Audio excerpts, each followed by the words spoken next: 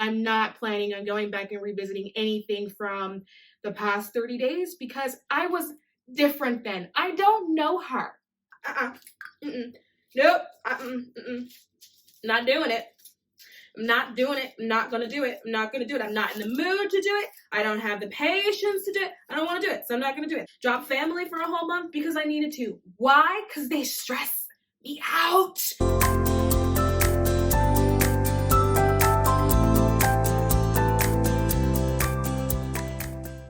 Welcome back to the channel, everyone. It is mysticrainn, your resident internet psychic medium and spiritual advisor. And today I just wanted to chat. So I figured that I would just do another spiritual chat because you guys love them. And it's another one with me doing my nails because you like that setup apparently. So before we get to the chat, fun fact about me, I actually do my own nails, and I have like a whole nail bar set up in my house, and I do nobody else's nails but mine, but I have like everything that you can think of, and I broke a nail, and because I broke a nail, I want to now redo my nails. And so you're probably just going to really see me tinkering around with different swatches while I figure out what I want my next full set to be. So that's what we're doing here today. And yeah, so we're just gonna chat. I'm gonna tell you a little bit about my whereabouts recently, but then also everything that I have realized, because I had a real Kylie Jenner moment when I was just realizing things, and I figured I should share because I feel like it'll be relevant for a lot of you all. So anyway, I have been absent for just over a month now because I was busy having multiple emotional breakdowns, okay? But good news is, I feel better. And it's really funny because I was thinking about whether or not to share this with you all, and I realized I probably should, because this is what a spiritual journey looks like. It does not look like somebody sitting in the lotus position every morning when they wake up meditating. It looks like ups and downs. Not all part of the spiritual journey is fun or relaxing. And that's because spirituality is the journey of self. And if you understand self in its full capacity, then there's no reason for you to incarnate in this lifetime. You would already have it figured out. None of us have it figured out. That's why we're all here. You know, there may be people that may be maybe 2 steps ahead of you in certain realizations, but no one is completely there. And part of the journey is having low moments, figuring out why you're there and digging yourself out of it, and then having high moments. And part of the responsibility of all of us is to share what you've learned in the process, to assist other people on their journey. And so I'm going to be sharing that story with you, and it may assist you on your journey, okay? So I would like to say maybe about 2 months ago, I was at work also breaking down because I do have a very demanding job full of highs and lows. And I found out that my name was actually kind of in line for a promotion, and I was like, oh crap, drop everything. I really need to focus on that. Long story short about that, because that's not really like the gist of it all, but like I did get promoted, which made me a director where I am now. And I want to say for me, it could potentially be the aftermath of all of that contributed to my repeat emotional breakdowns. It's not the job itself. It's, for me, I think it was what it represented, and then I broke down, right? So, okay. So my life, I have a life that's dedicated to other people. My life is about being of service to others. And that is in my day job. That's my matrix job. Also as mysticrainn and being a spiritual coach. And then I have numerous projects on the sides that I do. Like I'm the co-founder of 2 nonprofits and all types of stuff. And I always spread myself way too thin. I always overestimate my availability. And it's always been an issue that I have had because I want to assist, and I want to assist everywhere. But the problem with that is that you set your life up to be focused on everybody else, that you forget to be focused on yourself, and you're taking care of everybody else, that you forget to take care of yourself. And I'm no exception to that. So essentially what happened was I was taking care of everybody else, and nobody was taking care of me, and I wasn't taking care of me. And I hit a wall where I was completely burned out, and I realized that my cup was empty, and I had to take a step back in order to refill my cup so I can come back and actually be of service and be productive and helpful in that space. And I'm sharing that with you because, you know, in spirituality, we kind of convince ourselves that, no, I have to be there for this person. No, I have to help this person. No, I need, and it doesn't matter how you're feeling in that moment. You will push yourself to be of service because you're a spiritual. This is what you're supposed to do. This is the right thing. That person is struggling. That person needs help. And so you convince yourself that you helping that person or assisting that person, even when you're not necessarily in a good space yourself, is the right thing to do when it's not the right thing to do. Now, over the years, I have gotten really, really, really good at realizing where my limits are and understanding my limitations and knowing when to stop and telling everybody to leave me alone. And I had to get good at it because, I mean, look, it's spirituality. I'm not effective if I don't know how to set that boundary and if I don't know how to tell people to leave me alone. And so over the years, I've actually gotten really, really good at that block feature on the phone. And I actually have like different sets of numbers that I have for different block lists, right? So I have like a friendship block list and a family block list and a work block list, and they're all temporary list, but I have to use it because it's the only way where I can get time to hear my own thoughts. So for example, when work gets too intense, sometimes I have like a temporary work block list that I block a bunch of people at work over the weekend, just so that boundary of like messaging me when I shouldn't be messaged isn't kind of broken. And then I quickly unblock everybody Monday at 9 a.m., right? And I do that with the family too. And so part of me taking my month to myself was putting you guys on my temporary block list. And if anybody has tried to reach out to me and this last month or sent me an email, you probably didn't get a response. I maybe have responded to maybe 2 of you at most. And one of you that reached out to me, I thought it was so funny because when I read the message, you said, I hope you really enjoyed your time off. And it was so funny to me because I was like, oh, well, guess I'm back now. I guess I'm no longer off because clearly I've stepped away for a little bit too long.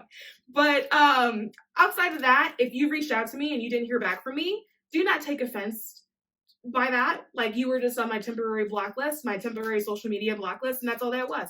You are now unblocked now. If you had a question or a query or whatever, send it again. Okay, and I will be looking at everything and trying to get back to all of you guys, but I'm not planning on going back and revisiting anything from the past 30 days because I was different then. I don't know her. I've never heard of that woman a day in my life.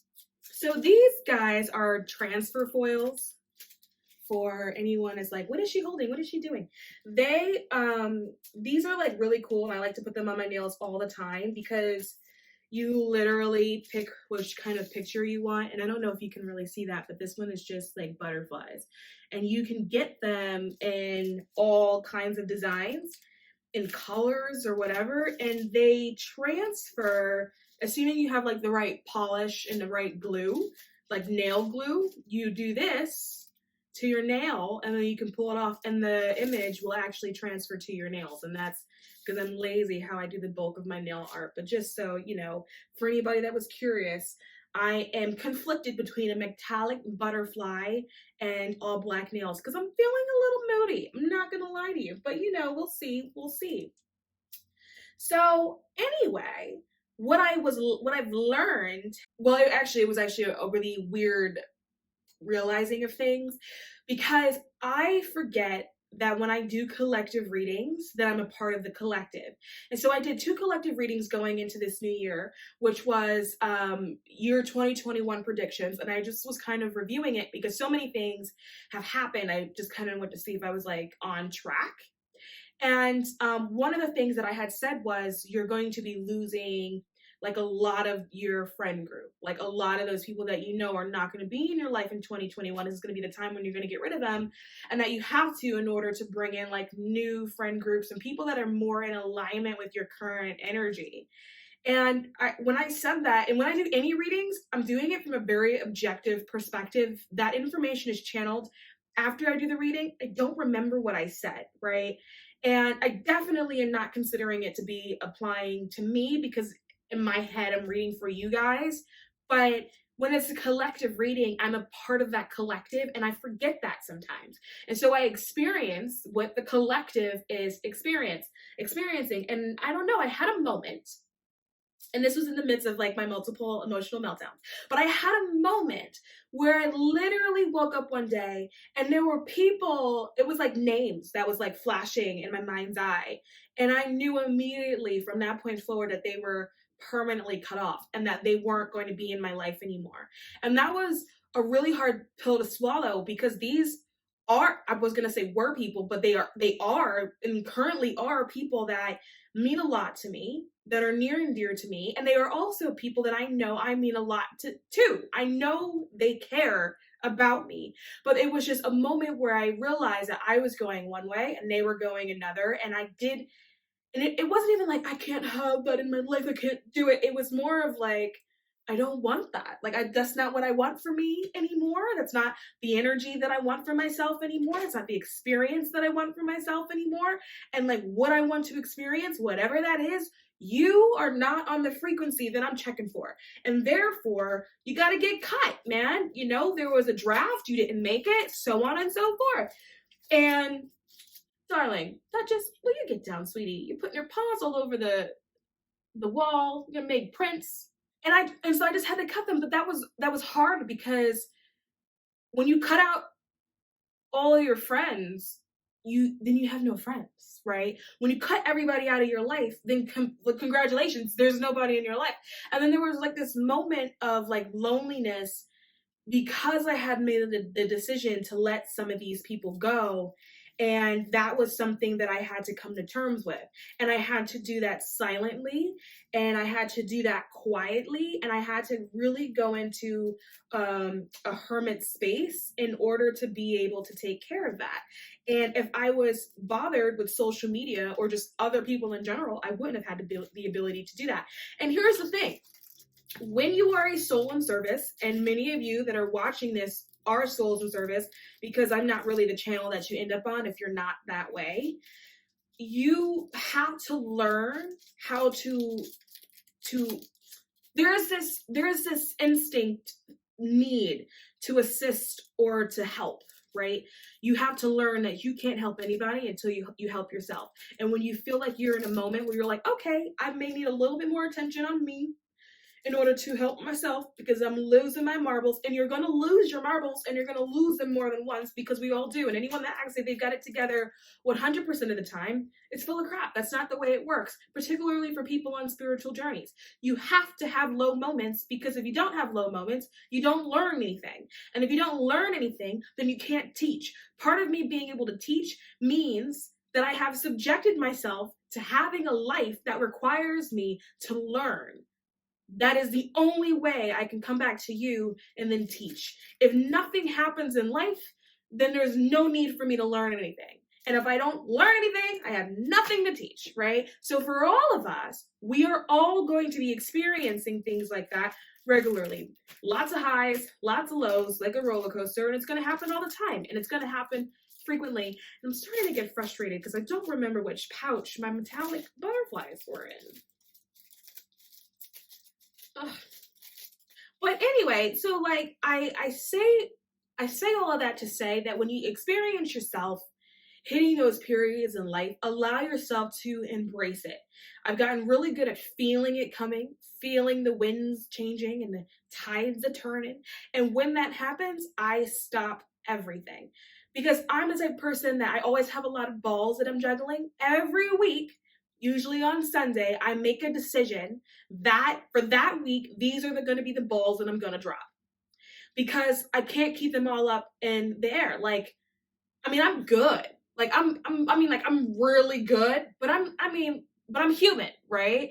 And instead of having balls drop and then freaking out due to the trauma of you dropping balls because you have these high expectations of yourself, pick which balls drop. That way, when they do, you're not shocked about it. You're like, oh yeah, I saw that coming.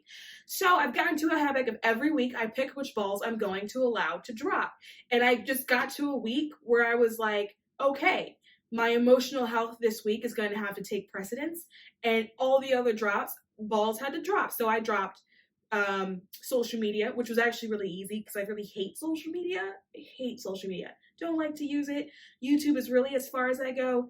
Trying really hard with Instagram. I don't know if you guys have noticed, but I try with my cute little inspirational quotes, but I have to write those. I actually write those quotes. I don't like jack them from people. That's all original content there. And then I get bored. And then so I don't follow through. And it's been like a month since I've done that, but I'm working on it. But outside of that, I don't do social media. And even that is a lot for me, right? So I was like, I'm dropping social media. That was easy. Also dropped family. Dropped family for a whole month because I needed to. Why? Because they stress me out. They stress me out. Here's another thing I've learned about dropping people, right? So in the midst of all of this, I realized some people are easier to drop than others. It's easier to drop friends because you don't have any maybe blood ties. It doesn't mean that it doesn't hurt when you do it. It's just easier to drop friends logistically. It's not necessarily so easy to drop family logistically because the idea is, well, if they need me, what are they going to do? If I need them, what am I going to do? And this is when I realized there is an idea of like an alliance. So when you make your decisions of who is making your final draft pick, you know what? I'm going to have to let the butterflies go because I'm talking a lot and I don't feel like going through all these pouches anymore. So it's the idea of dropping them completely can be really hard. And also, not only can it be really hard for some people, the idea of like dropping your family is a very traumatic thought process, right?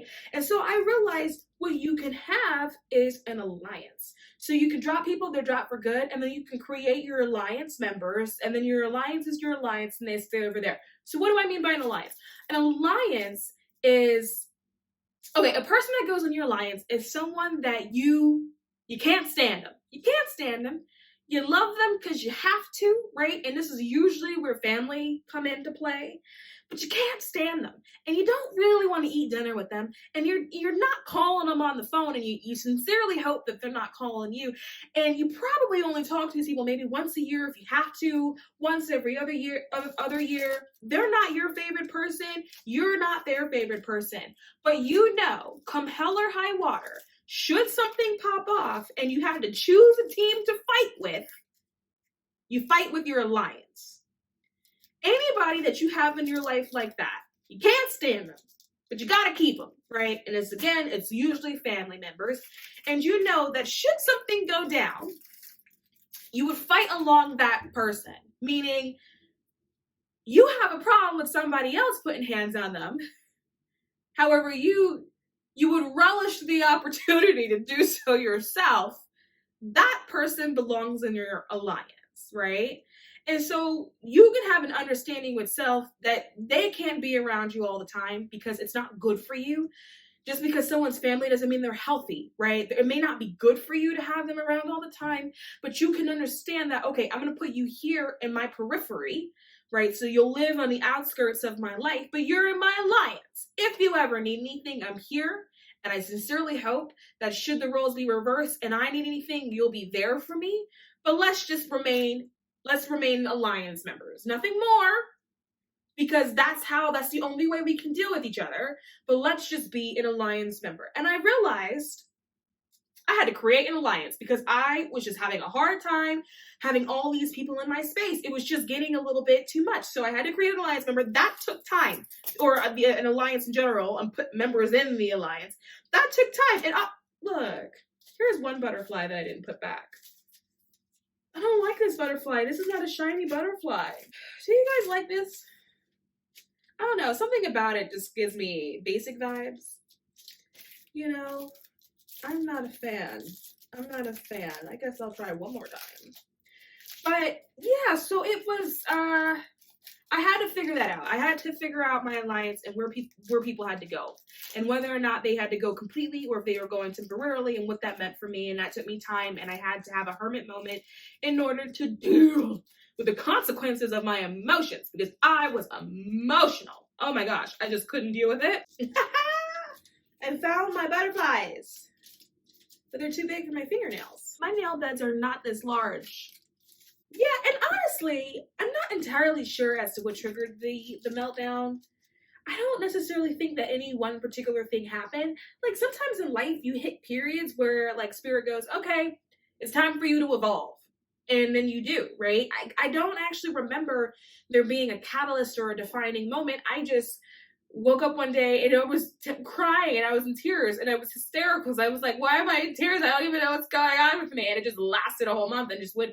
Actually, that's not true. It lasted about 2 months. And for the first month, I pushed through it. And it was the second month where I was like, all right, I can't do this. I got to go heal. And then I did. But I don't actually remember a defining moment. I was just really emotional. And I felt like I was purging. I was purging emotions from situations that I hadn't felt in a really long time, things that I was upset about, that I completely forgot about, that I didn't even know I harbored. I had no idea that it was still in my energy field. Opinions that I had about certain things and ideologies once held and all that kind of stuff. I just didn't have it anymore. And I was crying, and all of that was coming out. All of a sudden, I didn't care about certain things anymore, or certain situations, or certain people. But then on one hand, I felt like I cared so much, and it was just a lot. And it dawned on me one day when I was like, oh my God, like, it's not me. Like, it's a collective thing. Like, people right now are just a little sensitive and a little emotional, and everybody is kind of on edge. Almost everyone that I've come across, they're on edge. They're on edge. And outside of spirituality, if you think about that, we are now over a month into, or over a year into, a pandemic. If you're not affected at this point, then like, you're lying, is what I have to say. Okay.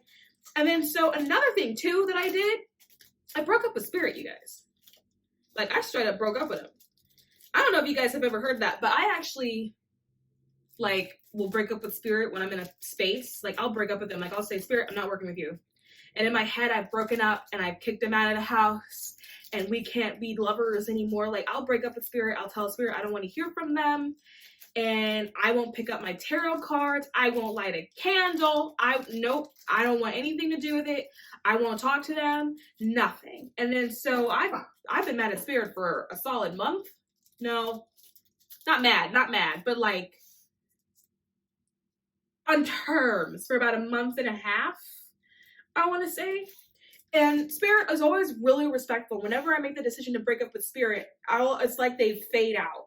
And they don't really bother me too much.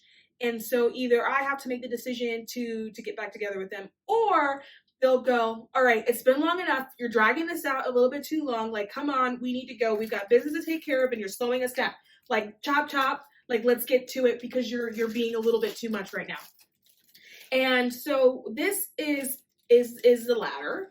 All of a sudden they started talking to me and sending me signs and synchronicities, and I'm like, oh my God, fine, all right, like, what is it that you want to tell me? And like, they'll nudge me back to my cards and nudge me back to my tools and different things like that. But you know, I haven't touched my tarot cards in about a month and a half.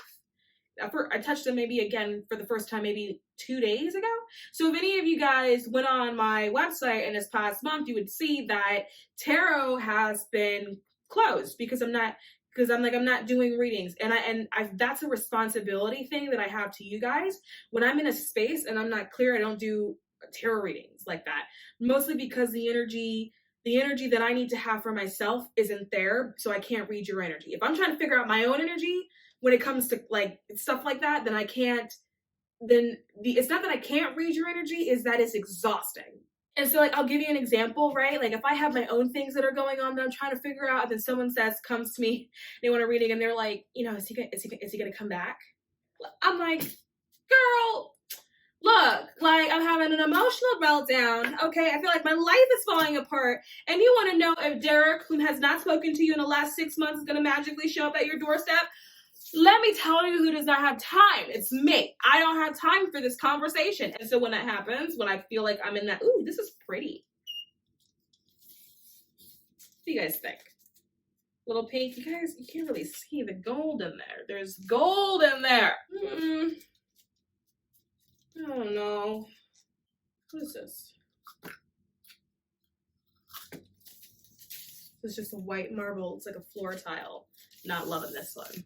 But like at that point, I'm like, I can't do this. Now, when it comes to like coaching or like the spiritual hours that you guys do with me, for me, it takes a different category of energy. So it's easier for me to do, right? So it's more so of a back and forth conversation. It doesn't require that I go into your energy and tap into it, right? So if anything, I have to read the periphery of the energy, which is easy and doesn't take much for me to do. But if I really kind of have to like go into it and pull things out of you like that, nope, not doing it. I'm not doing it. I'm not going to do it. I'm not going to do it. I'm not in the mood to do it. I don't have the patience to do it. I don't want to do it. So I'm not going to do it. So I didn't do it. I didn't do it. Didn't do it at all, actually. And honestly, now that I have a new schedule, I actually don't know when I'll open tarot readings up again. I mean, I will. It's not that I'm not going to do them ever again for you guys. It's just I now have to readjust and recalibrate. And probably, honestly, a lot of this whole phase for me was probably that I had to do that. When I relaunched Mystic Rainn back in December, it launched earlier. My intention was to relaunch it in January, and I soft launched it in December. But then December turned into a real deal launch because the reception from you guys was amazing, and I didn't anticipate it at all. And so I had created a schedule for myself to do Mystic Rainn alongside my life that I thought that it would work based off of the energy or the information that I had at that time. And then within a week, it completely changed. And then all of a sudden I was booked and I was way too busy to do everything. And it turned into a thing that I'm so grateful for. I just had to take a step back and recalibrate. Now I have to figure out what my new schedule is going to be in order to fit all of that in, plus with work and my other projects and all that type of stuff. And, you know, that's kind of where we are right now. I'm still going to be offering the spiritual hours, and I'm still going to be offering the coaching, because like I said, it's just a different kind of energy that I have to use, but which isn't necessarily so not painful. My God, I'm so dramatic these days. It's not as exhausting, honestly. It's not as exhausting, because when I do tarot readings, I can do 2, maximum 3 a day, and then I'm out for like 4 days if I'm going to do it properly. And because, you know, your girl's busy, I have to rework that. I have to figure out what that new schedule looks like, because unfortunately, my time is very competitive right now. And getting on my schedule is also very competitive right now. And honestly, it's not even just you guys. Even in my matrix job, it's the same thing. Like at work, I have to say, do you need me? Like if you physically put your eyes on me, do you need me today? No, I don't need you right now. Are you sure? I always say, if you physically have access to me, you better use it, because I have absolutely no idea again when this merry-go-round is going to come back round, okay? So just, you know, grant me some grace and space as I figure this out. I'm still going to be posting to YouTube. You will still have access to me there. And like I said, the spiritual hours are still going to be there. The coaching will still be there. The astrology, that's all going to continue to still be a thing. It's just the tarot reading. I got to figure out my new schedule around that and kind of what that look is going to be. I did all this chatting, and I don't know what I want my nails to look like. But yeah, so, you know, think about that. Think about where you are today and setting those boundaries, what energy is currently in your life right now, and then figuring out which energies that you want to stay. And the ones that you don't want to stay, don't feel bad about getting rid of those energies and discarding that, because maybe they shouldn't be there. And by the way, guys, remember how I have been trying to tell you aliens are going to be a thing? Have you started to notice the amount of government documents that are all of a sudden becoming declassified, and the amount of times a UFO pops up on Twitter? Now, here's the thing. It doesn't stay there long. The news cycles runs are always really, really short. It'll trend quickly for like an hour or two, and then it'll completely disappear. It won't even like slowly move down the list of trends. It'll be like number 3, and then it won't be a trend anymore. It'll just disappear. And if you don't catch it when you catch it, then you just don't catch it. Has any of you guys noticed that that's been happening? Just UFOs, people sharing videos of different lights in the sky, like I said that they were. Like, this is called, for those that don't know, there's an actual word for this, and it's called disclosure. And what we're seeing is partial disclosure. And when that happens, information gets leaked until it's kind of all out there, which is then the full disclosure. But you're witnessing like a disclosure situation happening here. I don't want to sound dramatic, but they are among us. Okay? Don't want to sound dramatic. And even these new wave children that are being born. Oh, by the way, and maybe I should make a new video about this, but we are getting a new wave of like crystal children, or whatever you want to call them. Like, these babies that are being born now, and I'm talking like babies that are currently in the womb or about to be conceived type babies. This is like their new wave, and they're gonna be incredibly sensitive and incredibly psychic. You mark my words. If any of you have a child that's being born, or a niece or a nephew, or your friend is about to give birth or whatever, pay close attention to that child. That child is going to be incredibly psychic, and they're going to have the ability to communicate with you telepathically without you actually talking to them with words. And I know that sounds, I was about to say that sounds crazy, but I feel like the majority of this stuff that I'm saying will probably sound crazy on this channel unless you're like used to it. But they are very highly developed souls, very highly developed souls. And they're very strong and very tenacious, very resilient. And I mean, and I'm talking, Gen Z now is kind of known as that generation.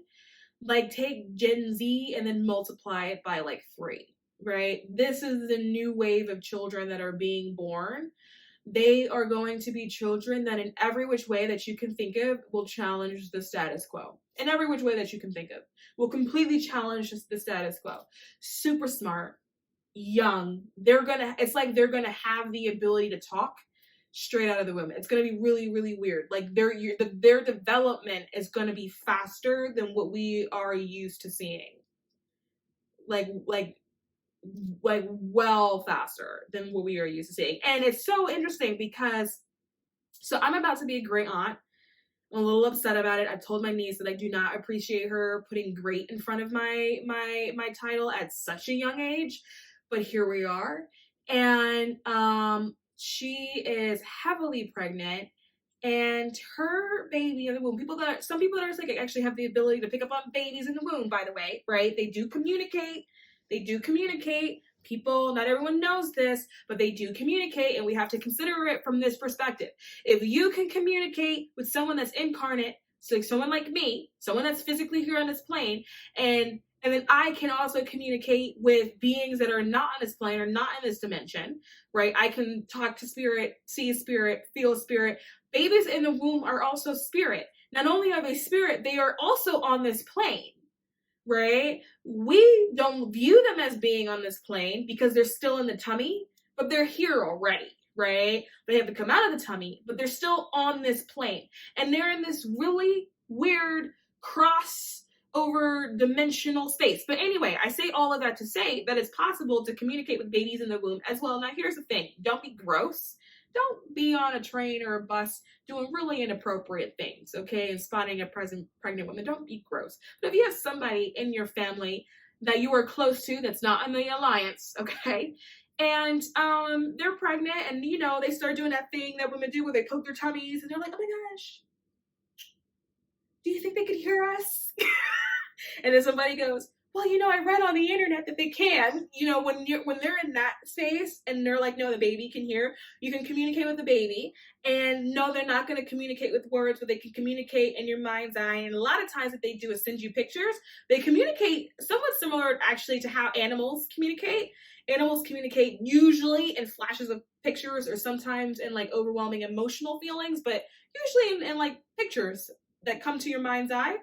And babies in the womb can do that too. And I remember the other day, my great niece started talking to me.